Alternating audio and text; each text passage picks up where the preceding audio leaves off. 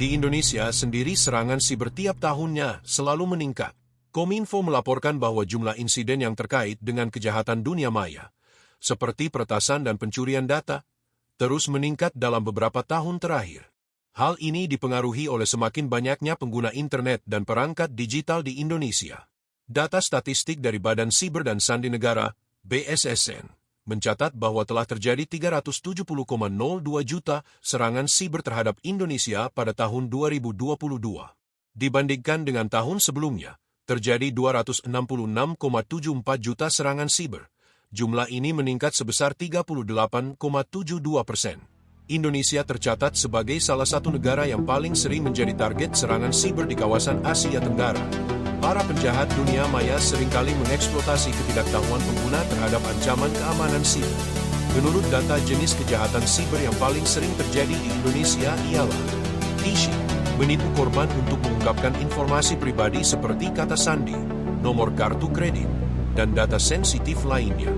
Ransomware, mengunci atau mengenkripsi data korban dan meminta tebusan untuk mengembalikannya. Pencurian identitas, menggunakan identitas korban untuk penipuan atau aktivitas ilegal lainnya.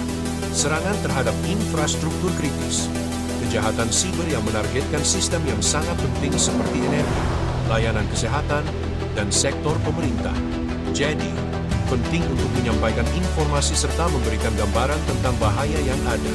Kejahatan yang dilakukan melalui teknologi informasi, terutama internet, ini mencakup berbagai jenis kejahatan. Mulai dari pencurian data hingga serangan dunia maya itu bisa dikategorikan sebagai cybercrime. Di Indonesia, ada beberapa undang-undang yang mengatur tentang cybercrime atau kejahatan dunia maya. Peraturan hukum tersebut bertujuan untuk melindungi data pribadi, mencegah penyalahgunaan teknologi, dan mengatasi tindak pidana yang berkaitan dengan teknologi informasi. Ini dilakukan untuk memperkuat pengaturan mengenai cybercrime di Indonesia, termasuk memperluas ketentuan yang terkait dengan penyalahgunaan teknologi informasi. Salah satu perubahan penting adalah penegasan mengenai penyebaran berita palsu, hoax, dan ujaran kebencian. Meskipun ada berbagai undang-undang yang mengatur cybercrime, penegakan hukum dalam kasus kejahatan dunia maya di Indonesia sering menghadapi tantangan, terutama terkait dengan masalah internasional dan kompleksitas teknologi yang berkembang pesat. Pemerintah Indonesia, melalui lembaga seperti Kominfo dan Polri, terus berupaya memperkuat infrastruktur keamanan siber dan melibatkan masyarakat untuk meningkatkan kewaspadaan terhadap potensi ancaman dunia maya. Untuk itu pentingnya kita lebih waspada terhadap serangan siber. Ada beberapa cara untuk mencegah terjadinya serangan siber. Pencegahan cybercrime memerlukan upaya dari berbagai pihak, termasuk individu, perusahaan, dan pemerintah.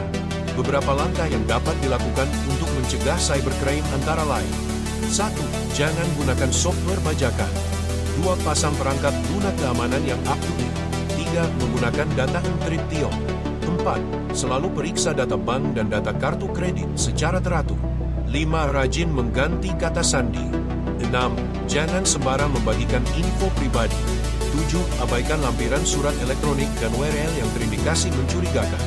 Cybercrime adalah ancaman nyata yang bisa merusak individu, perusahaan, dan masyarakat secara keseluruhan. Meningkatkan kesadaran, memperkuat sistem keamanan, dan membangun kerjasama antara berbagai pihak adalah langkah-langkah yang diperlukan untuk mengurangi dampak dari kejahatan dunia maya ini.